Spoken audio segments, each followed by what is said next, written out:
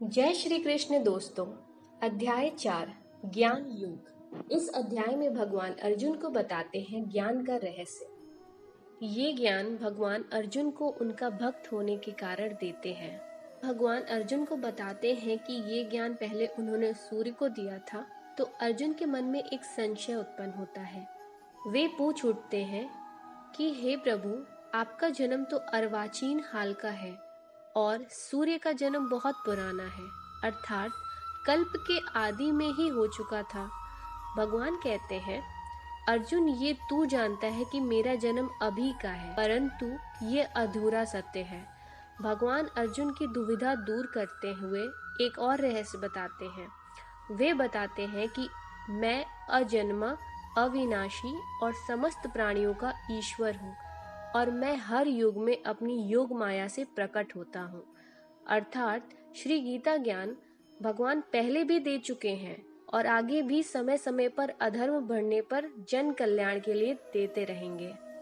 यदा यदा हि धर्मस्य ग्लानिर्भवति भारत अभ्युत्थानमधर्मस्य तदात्मान सृजाम्यहम्।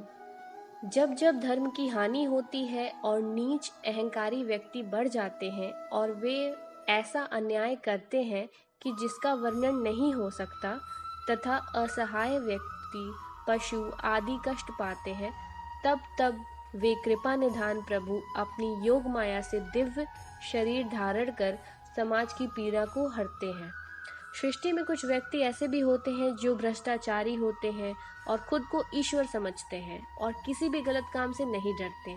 तो इस प्रकार के व्यक्ति को दंड करने के लिए भगवान स्वयं आते हैं। मन की शांति कैसे पाएं? भगवान बताते हैं कि मन की शांति पाने के लिए कर्म के फल से बचना चाहिए, यानी कि निष्काम कर्म करना चाहिए। निष्काम कर्म वो कर्म है जो भगवान का स्मरण करके उसके फल में आसक्ति न रख कर किया जाता है, यानी कि जिसमें आप फल की चिंता नहीं करते हैं। ये कर्म सदैव ही भगवान की सेवा में होता है। उदाहरण के तौर पे आप परीक्षा की तैयारी करने के बजाय उसके फल की चिंता कर रहे हो तो ये गलत है। आप फिलहाल उस प्रोसेस पे फोकस करो जो परीक्षा के लिए ज़रूरी है। वो कर्म ही निष्काम कर्म है, उसकी फल की चिंता मत करो। भगवान कर्म और अकर्म में भेद बताते हैं। कर्म का अर्थ होता है कुछ करना और अकर्म का अर्थ होता है कुछ करके भी न करना, अर्थात कर्म तथा कर्म के फल को दोनों श्री भगवान के चरणों में समर्पित कर देना अकर्म कहलाता है। भगवान जन्म मरण के इस चक्र से निकलने के लिए ज्ञान देते हैं। जो मनुष्य संन्यास को समझ लेता है, अर्थात जान जाता है कि संसार की विषय वस्तु सिर्फ माया मात्र है और उसमें रुचि नहीं लेता है, तो ऐसे व्यक्ति कर्म से मुक्त हो जाता है और ईश्वर के तत्व को समझ लेता है।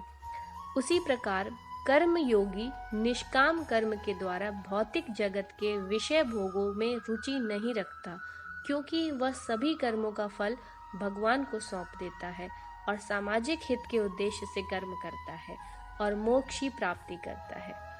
गुरु की आवश्यकता क्यों?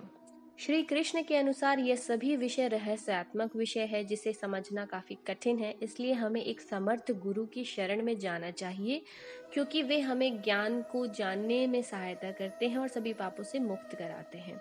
भगवान अर्जुन को चेतावनी देते हैं कि अपने मन से शंका को दूर कर, क्योंकि शंका जन्म देती है अज्ञानता को, अर्थात ज्ञान व कर्म योग को जानकर युद्ध में लग जा और गांडीव को उठा और युद्ध कर। जब भगवान की शरण को पालोगे तो ना तो युद्ध से भागने देंगे, न हारने देंगे, क्योंकि व्यक्ति की हार में भगवान की हार है। दोस्तों, इस भाग में हमने ज्ञान, कर्म और संन्यास इन तीनों योग के संबंध को समझा।